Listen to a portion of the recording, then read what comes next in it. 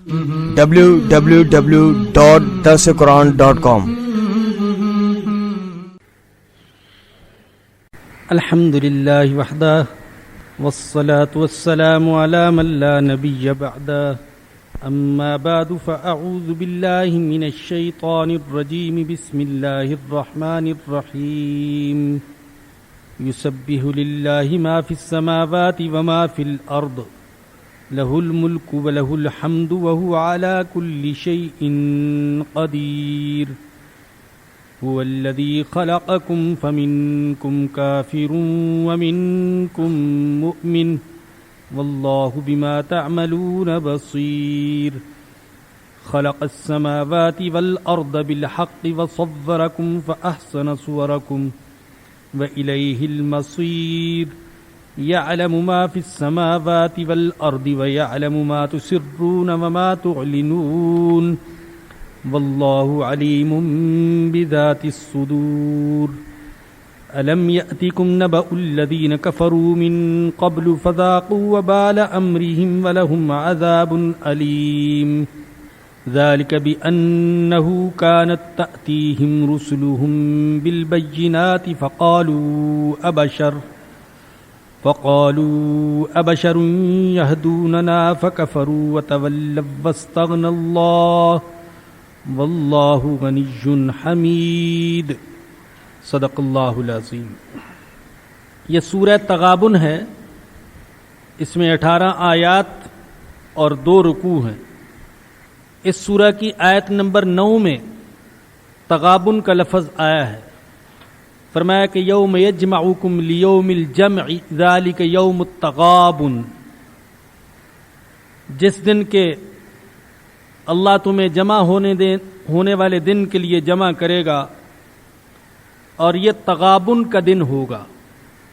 تغابن کا معنی ہے ہار جیت کا دن اور خسارے کا دن، دونوں معنی اس کے کیے گئے ہیں۔ یہ سورہ تغابن مسبحات میں سے ہے، یعنی ان سورتوں میں سے ہے جن کا آغاز اللہ کی تسبیح سے ہوا ہے، اور 28ویں پارے کی 4 سورتیں ایسی ہیں جن کا آغاز تسبیح سے ہوا۔ سورہ حشر، سورہ صف، سورہ جمعہ اور یہ سورہ تغابن۔ قرآن کریم میں اکثر تحمید اور تسبیح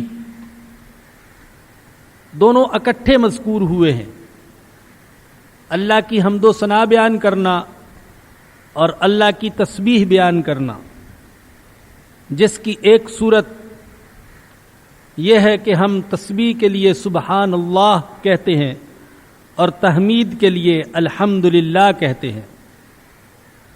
وہ مشہور حدیث بھی آپ نے سنی ہوگی، صحیح بخاری کی آخری حدیث۔ آج کل اکثر مدارس میں ختم بخاری کی تقریب ہوتی ہے، کسی نہ کسی تقریب میں شرکت کا آپ کو بھی موقع ملا ہوگا، تو اس میں اس حدیث کا درس دیا جاتا ہے۔ عن ابی ہریرہ رضی اللہ تعالی عنہ قال قال رسول اللہ صلی اللہ علیہ وسلم کلمتان حبیبتان الی الرحمن خفیفتان علی اللسان ثقیلتان فی المیزان سبحان اللہ وبحمدہ سبحان اللہ العظیم۔ رسول اللہ صلی اللہ علیہ وسلم نے فرمایا کہ 2 کلمے ایسے ہیں، بلکہ یوں کہنا چاہیے کہ 2 کلموں کے کہنے والا ایسا ہے کہ وہ اللہ کو محبوب ہے، رحمان کو محبوب ہے۔ ان 2 کلموں کا کہنے والا رحمان کو بڑا محبوب ہے، اور یہ 2 کلمے ایسے ہیں کہ زبان پر بالکل ہلکے پھلکے، لیکن میزان میں بڑے بھاری، اور بھاری اس لیے کہ وہ رحمان ہے۔ وہ بندے کی نیکی کو نہیں دیکھتا، اپنے رحمان ہونے کو دیکھتا ہے، اور بسا اوقات چھوٹی سی نیکی پر بہت بڑا صلہ اور بدلہ عطا فرماتا ہے. اسی لیے اس حدیث میں اللہ کی صفات میں سے اس کی صفت رحمان کا ذکر ہے، تاکہ متوجہ کیا جائے اس بات کی طرف کہ وہ تھوڑے سے عمل پر، دو مختصر جملوں پر بہت بڑا اجر عطا فرماتا ہے. فرمایا کہ یہ دونوں کلمے زبان پر بڑے ہلکے لیکن میزان میں بڑے بھاری ہوں گے، اور وہ ہیں سبحان اللہ و بحمدہ سبحان اللہ العظیم. میں نے عرض کیا کہ قرآن کریم میں متعدد مقامات پر تسبیح اور تحمید دونوں اکٹھے مذکور ہیں. سورہ رعد میں اللہ نے فرمایا کہ وَيُسَبِّحُ الرَّعْدُ بِحَمْدِهِ وَالْمَلَائِكَةُ مِنْ خِيفَتِهِ. رات بھی اللہ کی تسبیح اور حمد بیان کرتی ہے اور فرشتے بھی. اور سورہ اسراء میں ہے وَإِن مِّن شَيْءٍ إِلَّا يُسَبِّحُ بِحَمْدِهِ وَلَٰكِن لَّا تَفْقَهُونَ تَسْبِيحَهُمْ. کائنات کی ہر چیز اللہ کی حمد کے ساتھ اس کی تسبیح بیان کرتی ہے، لیکن تم اس کی تسبیح کو سمجھتے نہیں ہو. سورہ فرقان میں ہے وَتَوَكَّلْ عَلَى الْحَيِّ الَّذِي لَا يَمُوتُ وَسَبِّحْ بِحَمْدِهِ. توکل کرو اس ذات پر جو ہمیشہ زندہ رہنے والی ہے، جسے کبھی موت نہیں آئے گی، اور اس کی حمد کے ساتھ اس کی تسبیح بیان کرو. سورہ زمر میں ہے وَتَرَى الْمَلَائِكَةَ حَافِّينَ مِنْ حَوْلِ الْعَرْشِ يُسَبِّحُونَ بِحَمْدِ رَبِّهِمْ. تم فرشتوں کو دیکھو گے کہ عرش کے ارد گرد گھیرا ڈالے ہوئے اپنے رب کی حمد کے ساتھ اس کی تسبیح بیان کر رہے ہیں. سورہ بقرہ میں ہے جب اللہ نے حضرت آدم علیہ الصلاۃ والسلام کو پیدا کرنے کا ارادہ فرشتوں کے سامنے ظاہر فرمایا تو فرشتوں نے کہا تھا أَتَجْعَلُ فِيهَا مَن يُفْسِدُ فِيهَا وَيَسْفِكُ الدِّمَاءَ وَنَحْنُ نُسَبِّحُ بِحَمْدِكَ. کیا تو ایسے کو خلیفہ بنائے گا جو زمین میں فساد مچائے گا اور خون بہائے گا، اور ہم تیری تسبیح اور تحمید بیان کرتے ہیں. سورہ نصر میں ہے اللہ نے اپنے نبی سے فرمایا اذا جاء نصر اللہ والفتح ورأیت الناس يدخلون فی دین اللہ افواجا فسبح بحمد ربک. جب اللہ کی مدد آ گئی اور فتح آ گئی اور آپ نے لوگوں کو دیکھا کہ وہ دین میں فوج در فوج داخل ہو رہے ہیں، تو آپ اپنے رب کی تعریف کے ساتھ اس کی حمد کو بیان کیجیے. تو تسبیح اور تحمید کا متعدد آیات اور احادیث میں اکٹھے ذکر کیا گیا ہے.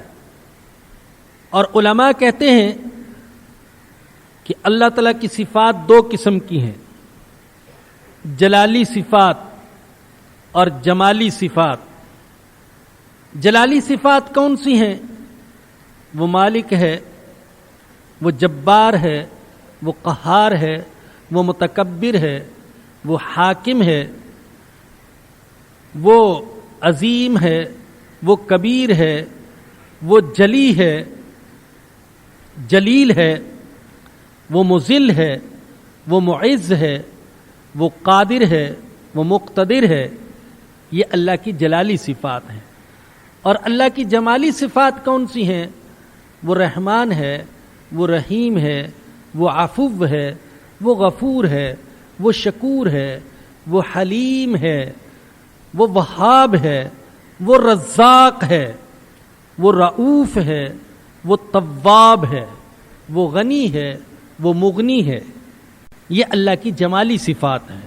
جب بندہ سبحان اللہ کہتا ہے تو اس میں ساری کی ساری اللہ کی جلالی صفات آ جاتی ہیں، اور جب الحمدللہ کہتا ہے تو تو اس میں اللہ کی ساری جمالی صفات آ جاتی ہیں. اور تسبیح کی حقیقت اہل علم نے یہ بیان کی ہے کہ عاجزی کے ساتھ کسی کے سامنے جھک جانا. اور دوسری بات یہ کہ جس مقصد کے لیے اس نے پیدا کیا ہے، اللہ نے پیدا کیا ہے، اس کی تکمیل میں لگے رہنا. عاجزی کے ساتھ جھک جانا اور جس مقصد کی تعمیل کے لیے اللہ نے پیدا کیا اس مقصد کی تکمیل میں لگے رہنا. اس اعتبار سے دیکھا جائے تو کائنات کی ہر چیز اللہ کے سامنے جھکی ہوئی ہے اور ہر چیز اس مقصد کی تکمیل میں لگی ہوئی ہے جس مقصد کے لیے اللہ پاک نے کسی بھی چیز کو پیدا کیا ہے.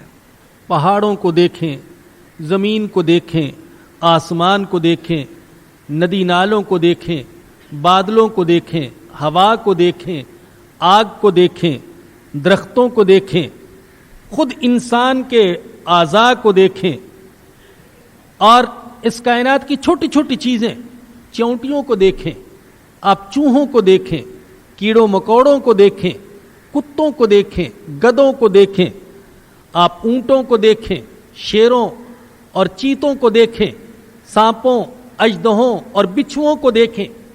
جس مقصد کے لیے اللہ نے جس چیز کو پیدا کیا ہے وہ اس مقصد میں لگی ہوئی ہے اور اللہ کے سامنے جھکی ہوئی ہے اور اس سے تجاوز نہیں کر سکتی. سورج اپنے معینہ کام سے اور معینہ منزل سے اور معینہ رفتار سے تجاوز نہیں کر سکتا.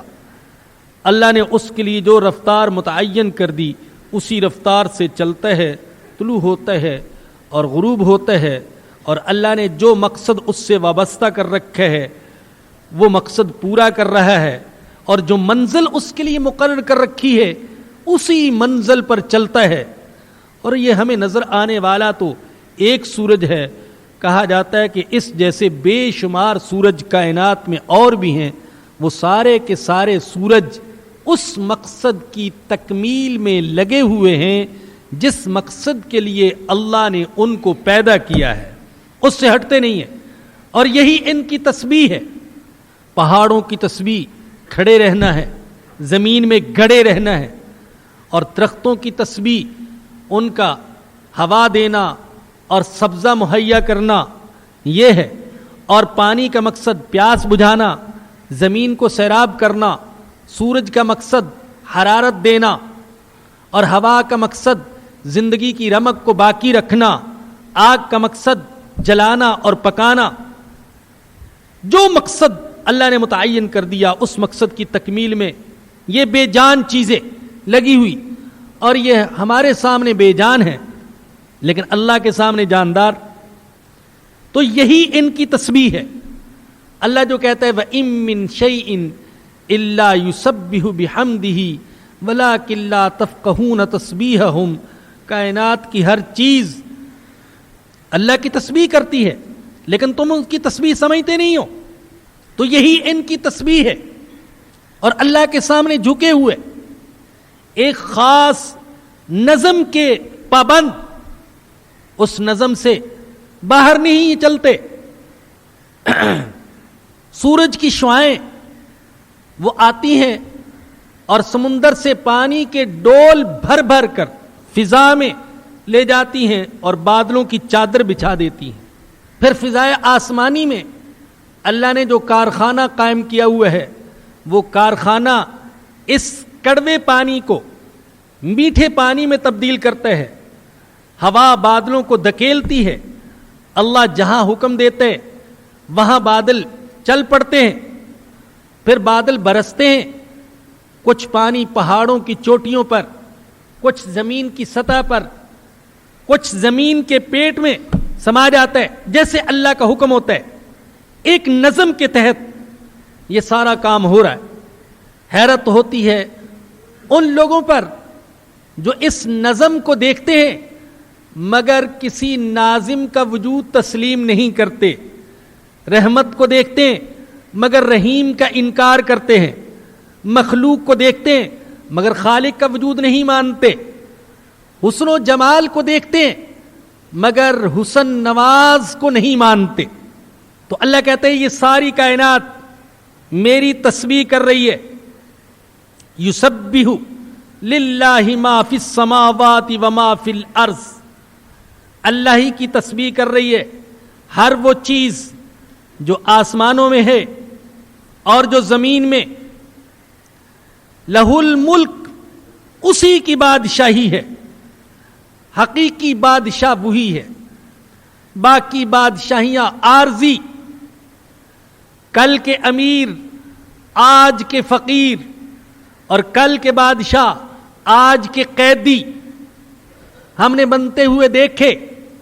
پھر بھی ہم عارضی بادشاہوں کے سامنے جھکتے ہیں لیکن حقیقی بادشاہ کے سامنے نہیں جھکتے ہیں.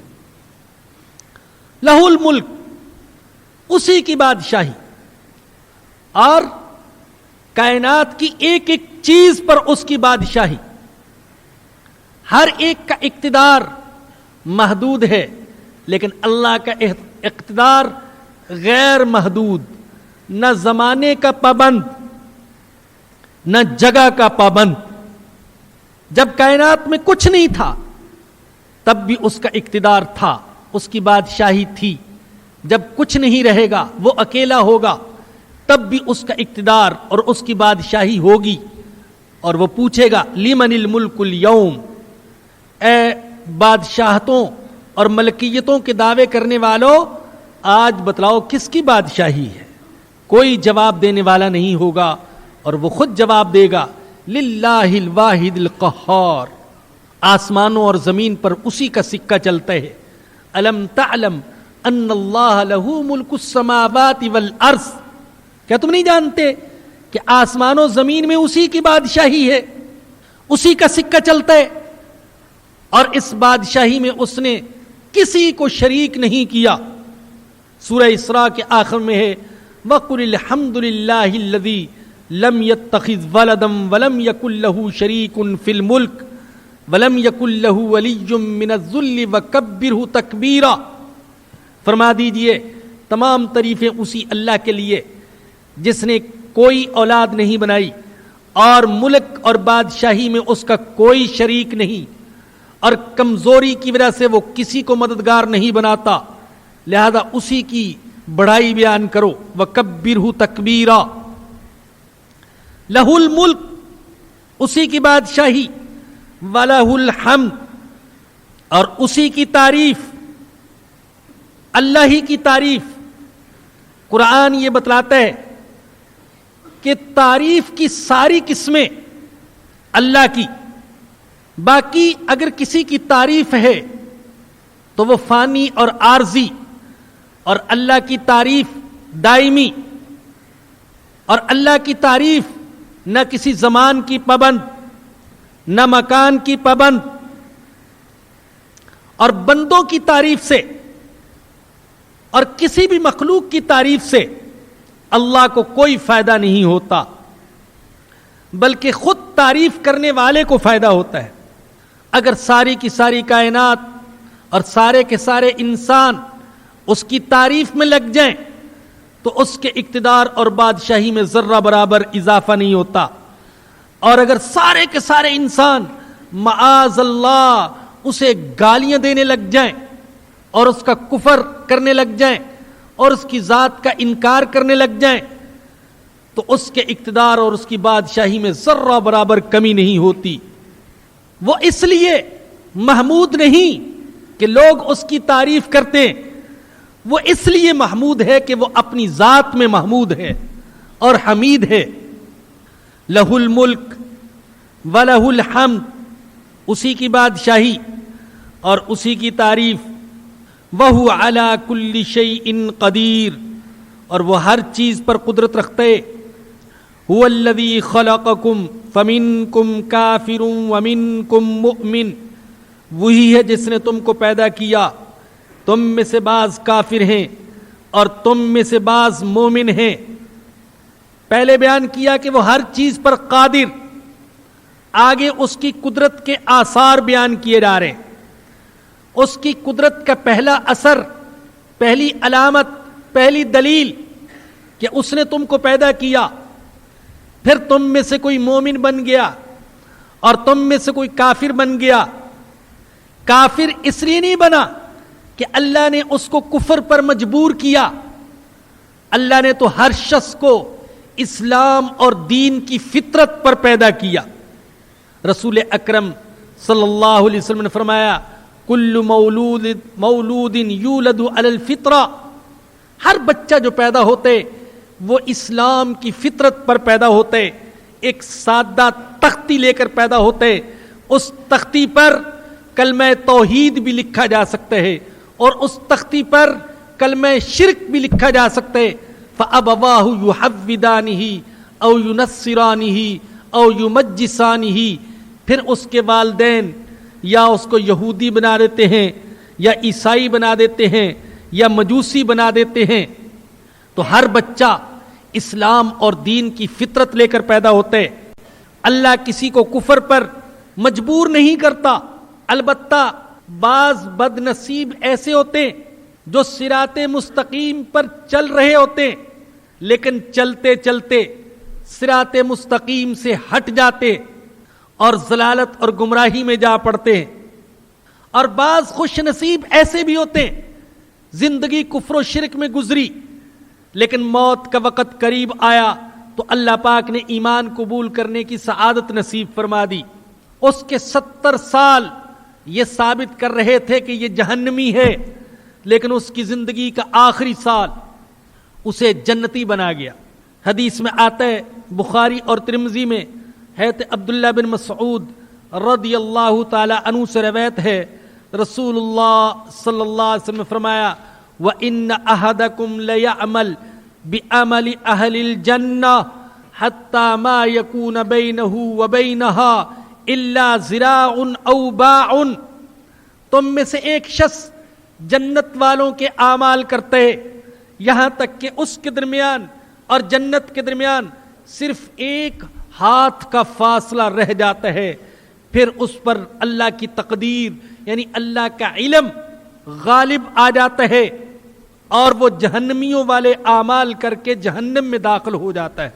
اور تم میں سے بعض بد نصیب، بعض خوش نصیب فرمایا کہ ایسے بھی ہیں کہ ساری زندگی وہ جہنمیوں والے اعمال کرتا رہا یہاں تک کہ اس کے درمیان اور جہنم کے درمیان صرف ایک ہاتھ کا فاصلہ رہ گیا تو اس نے جنتیوں والے اعمال کرنے شروع کر دیے اور وہ جنت کا حقدار بن گیا۔ میں نے پہلے بھی ایک عبرت آموز واقعہ سنایا تھا سید احمد شہید رحمہ اللہ کا۔ بالا کوٹ کے مقام پر جب ان کے لشکر میں اور سکھوں کے لشکر کے درمیان آخری معرکہ ہوا تو سید ابو الحسن ندوی نور اللہ مرقدہ نے لکھے تاریخ دعوت و عزیمت میں کہ جب دونوں لشکر آمنے سامنے صف آرا ہو گئے تو مسلمانوں میں ایک مجاہد تھا جسے مجاہدین راجہ صاحب کے نام سے یاد کرتے تھے۔ نہ جانے اس کے دل میں کیا خیال آیا کہ ایک دم اس نے ہتھیار اٹھائے اور مرتد ہو کر سکھوں کے لشکر میں جا ملا۔ اسی وقت سکھوں کے لشکر میں سے ایک سکھ نے ہتھیار اٹھائے اور سید صاحب کی خدمت میں حاضر ہو گیا، ایمان قبول کیا اور سید صاحب نے اس کا نام عبداللہ رکھ دیا۔ جب دونوں لشکر آپس میں ٹکرائے تو وہ راجہ جو کچھ دیر پہلے مسلمان تھا وہ سکھوں کی طرف سے مردار ہوا، اور یہ سکھ جو کچھ دیر پہلے سکھ تھا اور اب مسلمان ہو کر عبداللہ کے نام سے موسوم ہوا، یہ مسلمانوں کی طرف سے شہادت کے مرتبے پر فائز ہوا۔ تو ڈرتے رہنا چاہیے، ڈرتے رہنا چاہیے۔ اسی لیے ہم زندگی کی آخری سانس تک ہر نماز کی ہر رکعت میں اللہ سے یہ درخواست کرتے رہتے ہیں اہدنا الصراط المستقیم، اہدنا الصراط المستقیم، اے اللہ ہمیں سیدھے راستے پر چلائے رکھنا، جمائے رکھنا، باقی رکھنا، زندگی گزرے تو اسی میں اور موت آئے تو اسی میں، یہ اللہ سے مانگتے رہتے ہیں۔ اور ایک مومن کی شان یہی ہے کہ وہ ڈرتا رہے۔ آپ نے کبھی ایسے شخص کو دیکھا ہے یا سنا ہے؟ ایک تاجر ہے یا سیلز مین ہے, بازار سے وصولی کر کے آتا ہے, اس کی جیب میں کیا ہے؟ 10,000 روپے ہیں. 10,000 نہ صحیح, 10 لاکھ صحیح, 10 لاکھ ہیں اس کی جیب میں. چونکہ چوری ڈکیتی عام ہے, وہ جب تک اپنے محفوظ ٹھکانے میں اپنے گھر میں نہیں پہنچ جاتا ڈرتا رہتا ہے کہیں کوئی چور یا ڈاکو نہ سامنے آ جائے, مجھ سے یہ 10,000 یا 10 لاکھ روپے چھین لے. لیکن میرے بزرگوں اور دوستوں, 10 لاکھ روپے کی حیثیت ہی کیا ہے ایمان کے مقابلے میں. اگر جس کی جیب میں 10 لاکھ روپے ہیں وہ ڈرتا ہے اور اس کے بچاؤ کے لیے باڈی گارڈ کا انتظام کرتے ہیں اور نہ معلوم کیا کیا حفاظتی انتظامات کرتے ہیں, تو جس کے پاس ایمان جیسی بے مثال دولت ہے اسے تو اور زیادہ ڈرنا چاہیے کہ 10 لاکھ روپے کے ڈاکو اتنے ہوشیار نہیں ہیں جتنا کہ ایمان کا ڈاکو شیطان ہوشیار ہے. چالیں چلتے, تدبیریں چلتے, ورغلاتا ہے. خاص طور پر جب دیکھتے ایمان کے ساتھ دنیا سے جا رہا ہے تو پورا زور لگا دیتا ہے, کسی طریقے سے اس کو ایمان سے بہکا دے اور ہدایت سے ہٹا دے اور کفر کے گڑھے میں گرا دے اور جہنم کا حقدار بنا دے. تو اس لیے مومن کی شان یہ ہے کہ وہ آخر تک ڈرتا رہے. عرض یہ کر رہا تھا, فرمایا کہ هو الذی خلقکم فمنکم کافر ومنکم مؤمن. اللہ کی قدرت کا پہلا اثر, پہلی دلیل وہی ہے جس نے تم کو پیدا کیا. تم میں سے بعض کافر ہیں اور تم میں سے بعض مومن ہیں, لیکن اللہ نہ کسی کو کفر پر مجبور کرتے اور نہ کسی کو ایمان پر مجبور کرتے ہیں. راستہ دکھا دیتے, صلاحیتیں عطا کر دیتے اور حکم دیتے کہ چلو ایمان کے راستے پر, لیکن اگر نہیں چلو گے تو گردن سے پکڑ کر ایمان کے راستے پر چلانا میرا دستور نہیں ہے. الم نجعل له عینین ولسانا وشفتین وہدیناہ النجدین. ہم نے 2 آنکھیں بھی دے دیں دیکھنے کے لیے, دیکھو کیا ہو رہا ہے, کون سا راستہ صحیح ہے کون سا غلط. زبان بھی دے دی بولنے کے لیے, جب دیکھ لو تو بول پڑو, اور ہونٹ بھی دے دیے. وہدیناہ النجدین, دونوں راستے بھی دکھا دیے, عقل بھی دے دی, سمجھ عطا کر دی. اب ہماری عادت نہیں ہے کہ ہم کسی کو گردن سے. حیوان میں فرق کیا ہوا اگر مجبور ہی کرنا ہے؟ اللہ نے انسان کو کچھ اختیار بھی دیا ہے, اور اسی لیے انسان عذاب اور سزا کا مستحق ٹھہرتا ہے کہ اپنے اختیار کو غلط استعمال کر لیتا ہے. هو الذی خلقکم, وہی ہے جس نے تم کو پیدا کیا, تم میں سے بعض کافر اور تم میں سے بعض مومن, اور اللہ دیکھتے. واللہ بما تعملون بصیر, اور اللہ دیکھتے جو کچھ تم کرتے ہو. اس کی قدرت کا دوسرا اثر, خلق السماوات والارض بالحق, اس نے آسمانوں کو اور زمین کو حق کے ساتھ پیدا کیا ہے, حکمت کے ساتھ پیدا کیا ہے. اس کائنات کی ایک بھی چیز بغیر حکمت اور بغیر فائدے کے پیدا نہیں ہوئی. ہر چیز کی تخلیق میں کوئی نہ کوئی حکمت پوشیدہ ہے, کوئی نہ کوئی فائدہ پوشیدہ ہے. آج تو علم اور معلومات بہت زیادہ ہو گئی اور تحقیقات اور تجربات کا دور. آج تو انسان سمجھ رہا ہے یہ چونٹیاں کیا کام کر رہی ہیں اس کائنات میں, یہ چڑیا کیا کر رہی ہے, یہ مچھر کیا کر رہے ہیں, یہ مکھی کیا کر رہی ہے, یہ جراثیم کیا کر رہے ہیں. ہر چیز کی تخلیق میں کوئی نہ کوئی حکمت اور کوئی نہ کوئی فائدہ پایا جاتا ہے.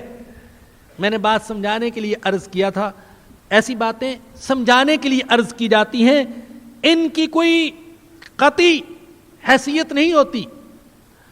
کہ بعض کتابوں میں دیکھا سیدنا موسیٰ علیہ السلام نے ایک دن دیوار پر چلنے والی چھپکلی کو دیکھ کر پوچھا اللہ سے, اے اللہ باقی چیزوں کی حکمت تو میری سمجھ میں آتی ہے, اس چھپکلی کے پیدا کرنے میں کیا حکمت ہے؟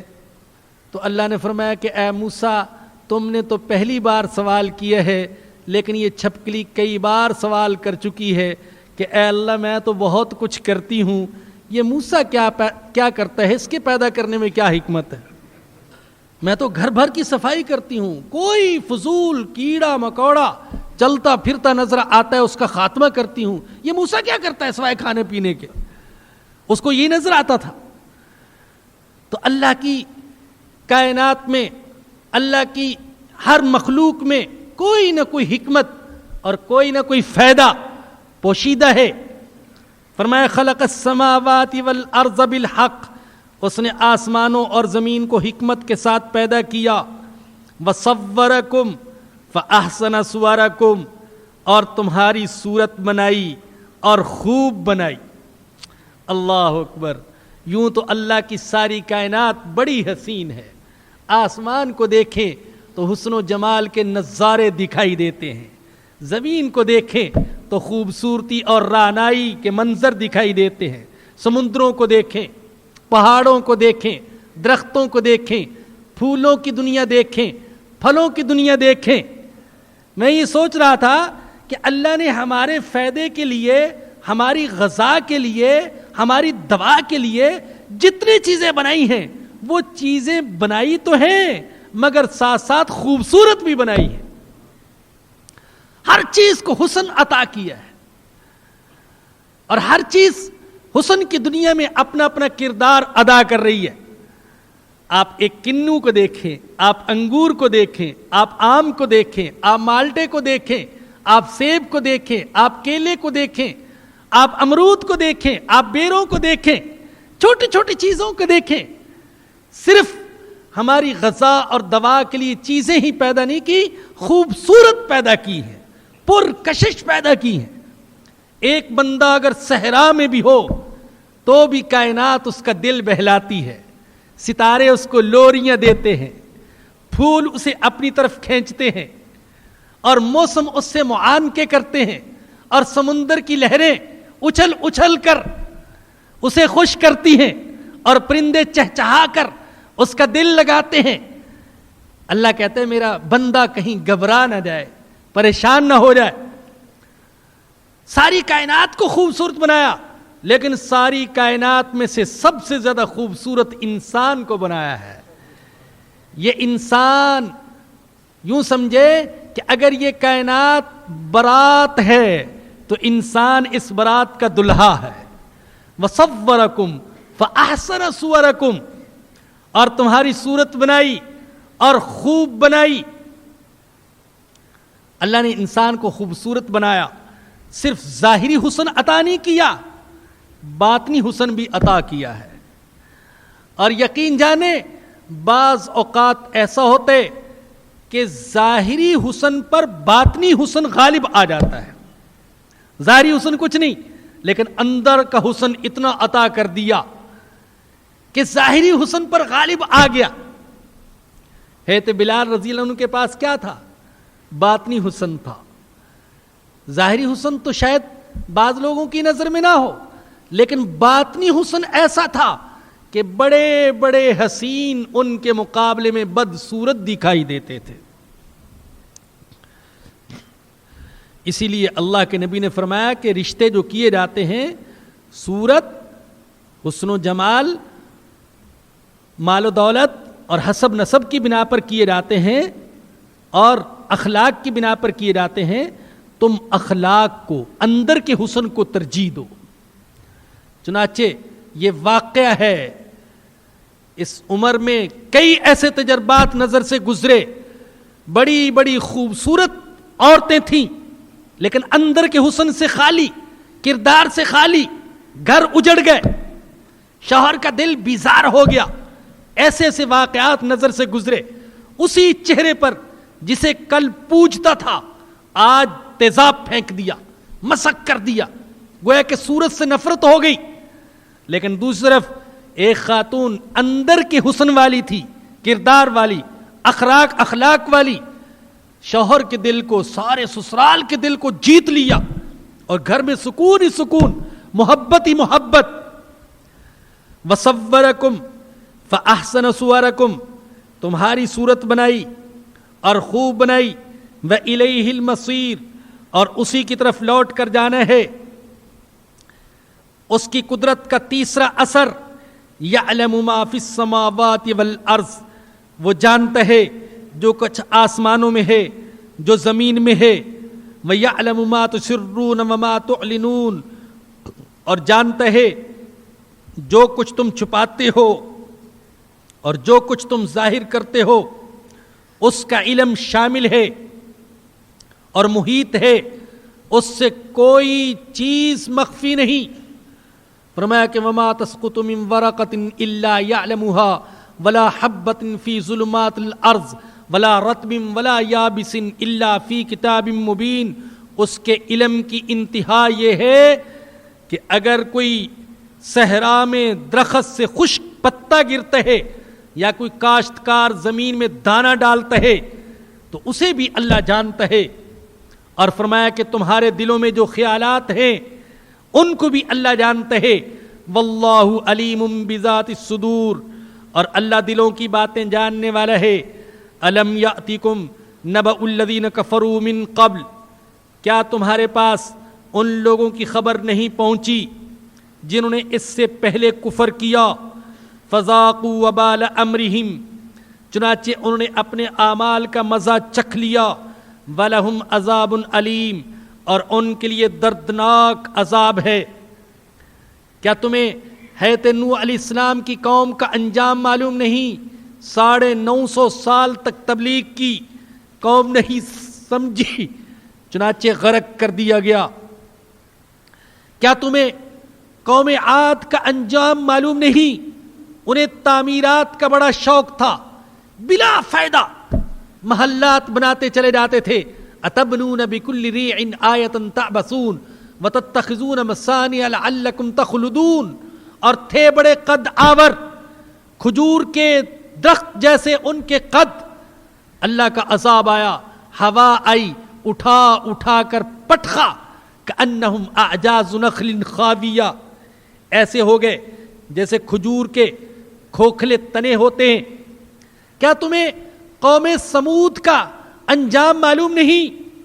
بڑی خوشحال قوم، لہلہاتے باغ اور سرسبز کھیتیاں، غاروں کے اندر مضبوط اور محفوظ مکانات بنا رکھے تھے، لیکن ایک چنگھاڑ آئی، بوسا بن کر رہ گئے۔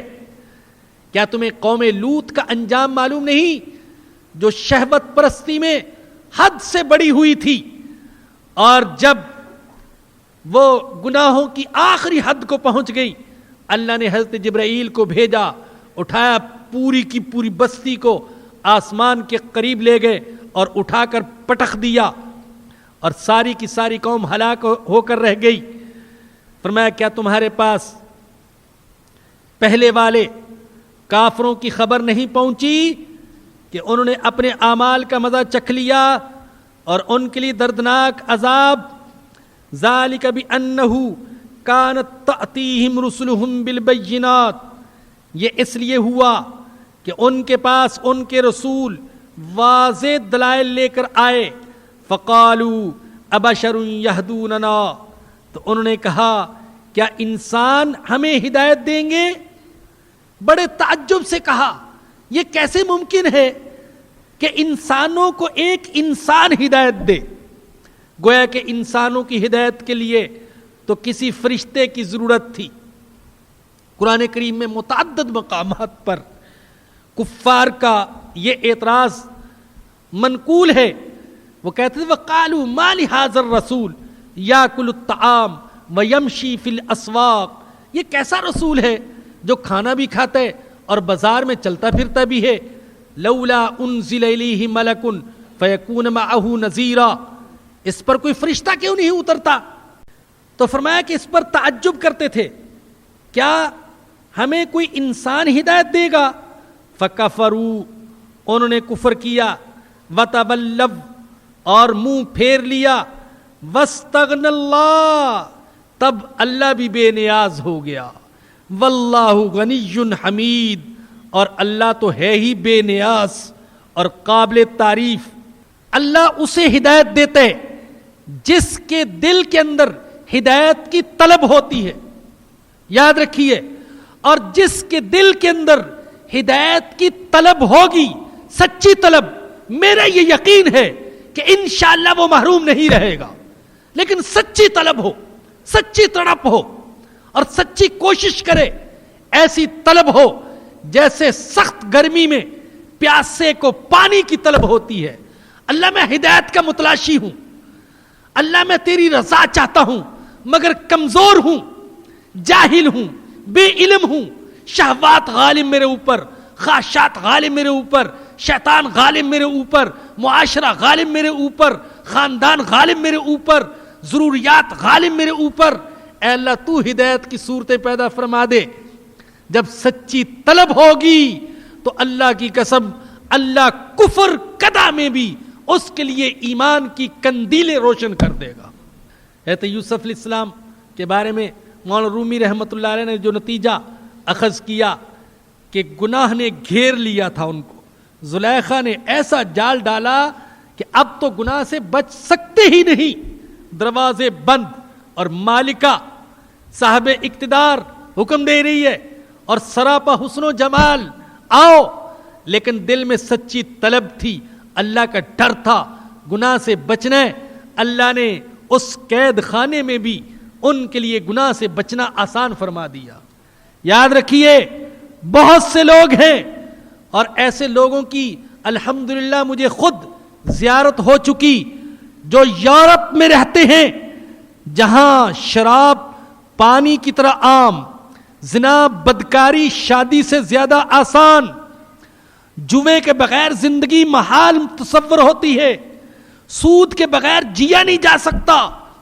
لیکن ایسے لوگوں کو جانتا ہوں جو اس ماحول میں بھی اپنی عفت و عصمت کو بھی بچائے ہوئے ہیں، اپنے رزق کو حرام کی آمیزش سے بھی بچائے ہوئے ہیں، اپنے ایمان کو کفر کے اثرات سے بھی بچائے ہوئے ہیں، اور ان کے چہرے کو دیکھے تو اللہ کی قسم ایمان کا نور چمکتا ہوا دکھائی دیتا ہے۔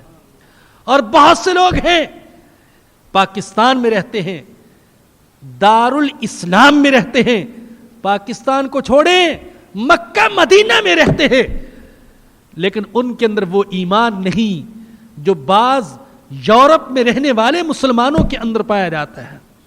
تو اللہ اسے ہدایت دیتے جس کے اندر ہدایت کی طلب ہوتی ہے۔ اگر بندہ بے نیاز ہوتا ہے تو اللہ بھی بے نیاز ہو جاتا ہے، بلکہ اللہ نے اپنے نبی کو تنبیہ فرمائی۔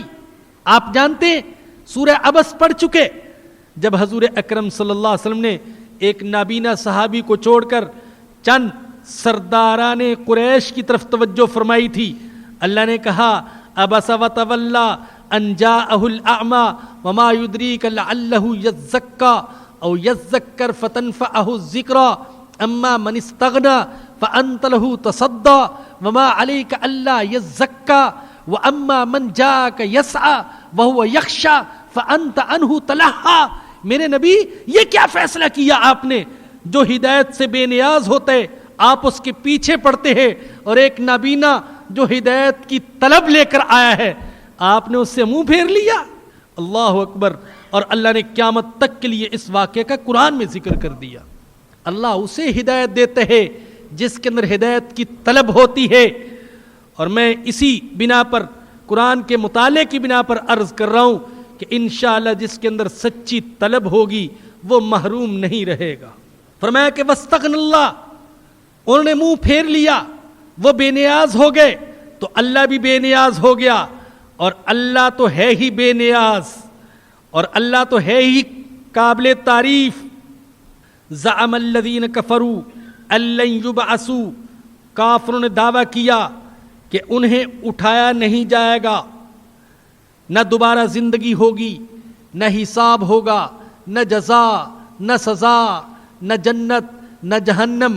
بڑے تعجب سے کہتے تھے اَإِذَا مِتْنَا وَكُنَّا تُرَابًا وَعِظَامًا أَإِنَّا لَمَبْعُوثُونَ، کیا جب ہم مر جائیں گے، مٹی اور ہڈیاں ہو جائیں گے تو پھر ہمیں دوبارہ زندہ کیا جائے گا؟ بڑے تعجب سے۔ تو فرمایا کہ یہ کہتے ہیں کہ انہیں ہرگز نہیں اٹھایا جائے گا۔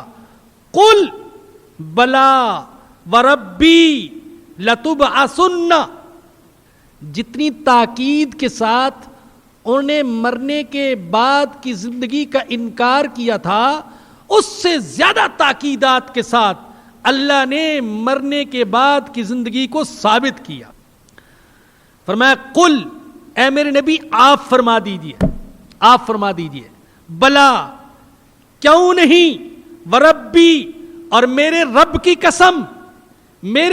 قسم، لتبعثن، تمہیں ضرور اٹھایا جائے گا، ثم لتنبؤن بما عملتم، پھر تمہیں بتلایا جائے گا جو کچھ تم کرتے رہے، وذالک علی اللہ یسیر، اور یہ اللہ پر بڑا آسان ہے.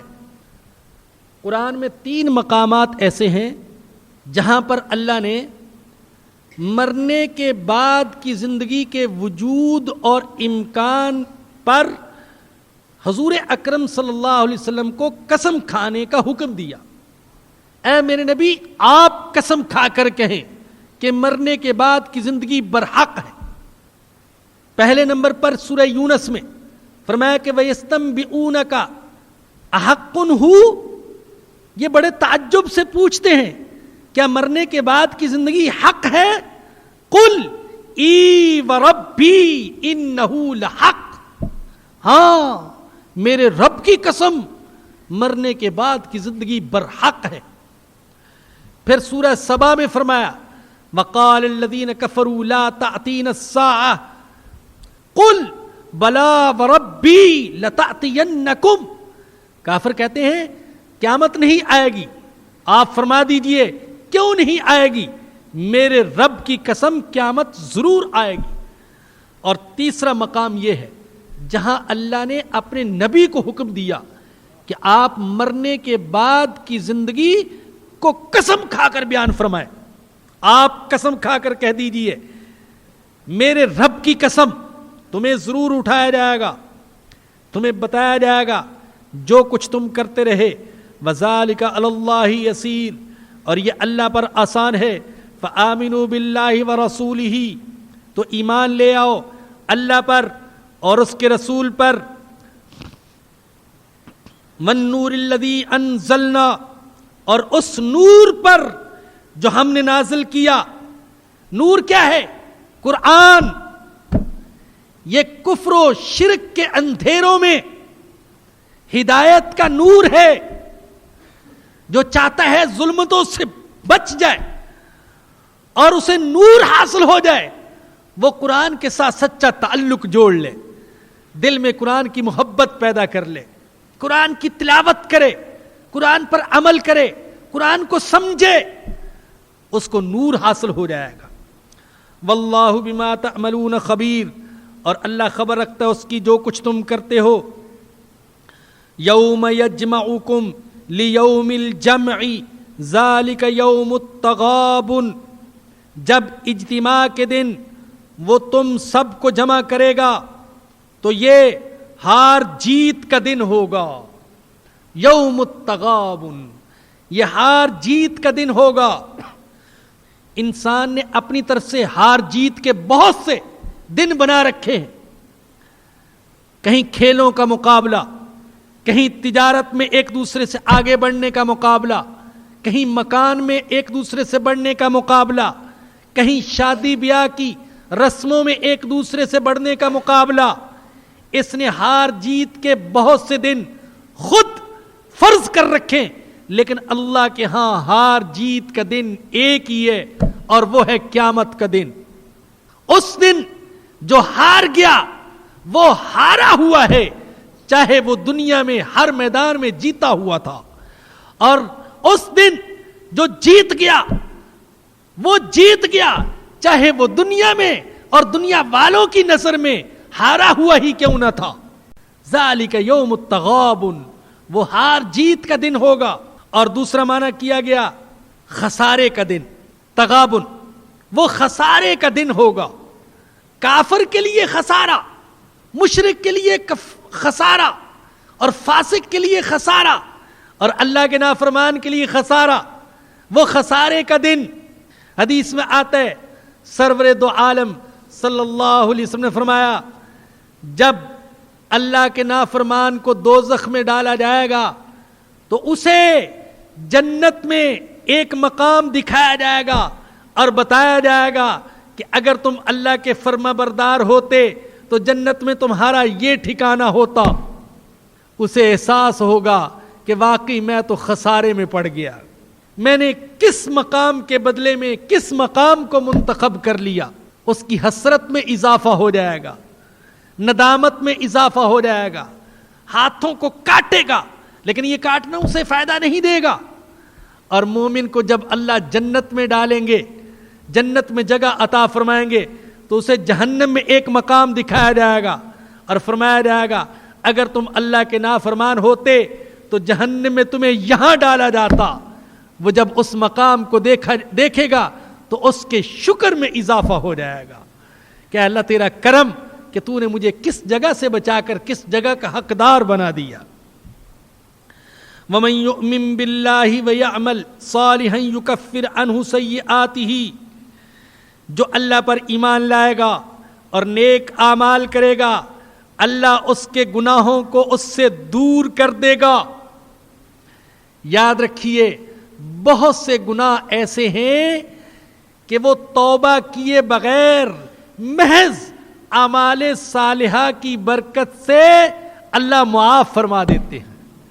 وضو کرتے اللہ نے بہت سے گناہ معاف کر دیے, نماز پڑھی بہت سے گناہ معاف کر دیے, کسی غریب کے کام آیا اللہ نے بہت سے گناہ معاف فرما دیے. بہت سے گناہ ایسے ہیں یہ توبہ بھی نہیں کرتا, اس کو پتہ ہی نہیں ہوتا, اور اس نے کوئی نیک عمل کیا اور اللہ نے اس کے گناہوں کو معاف کر دیا. اللہ اکبر.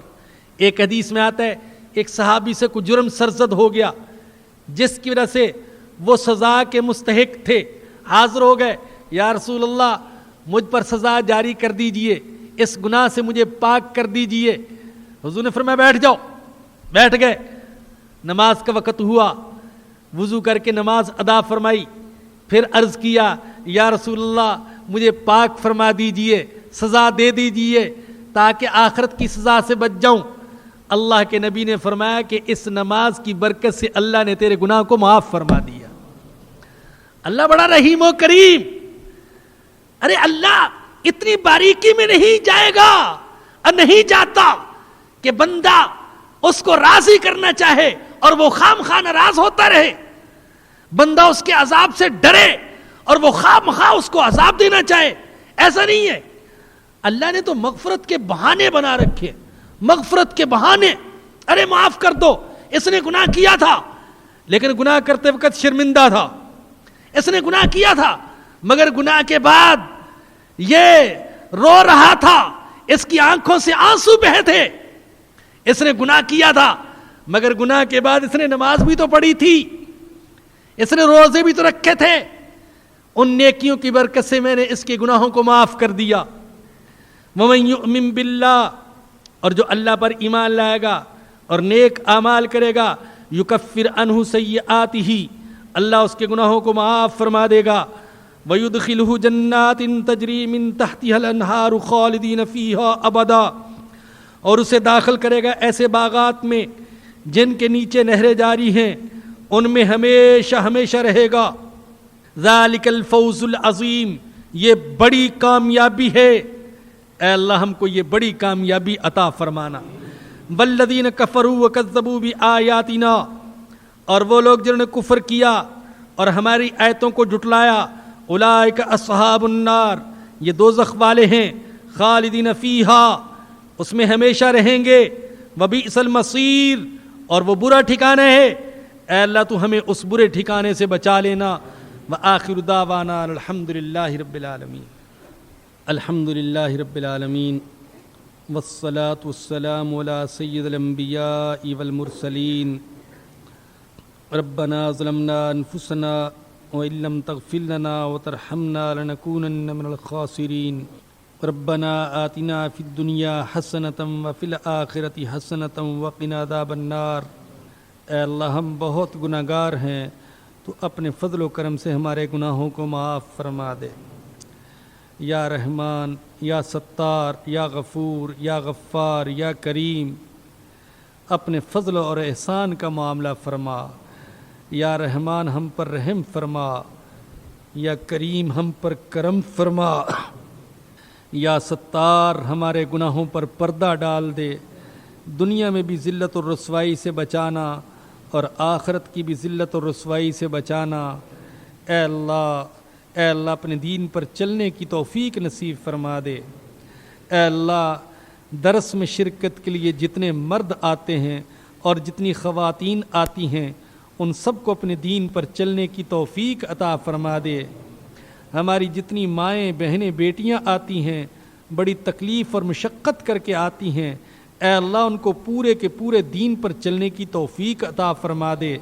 یا اللہ ان سب کو صحیح پردہ کرنے کی توفیق عطا فرما دے، اپنے فضل و کرم سے صحیح پردہ کرنے کی توفیق عطا فرما دے، تیرے حبیب پاک کے طریقوں پر چلنے کی توفیق عطا فرما دے۔ یا اللہ ہم سب پریشان ہیں تو ہم سب کی پریشانیوں کو دور فرما۔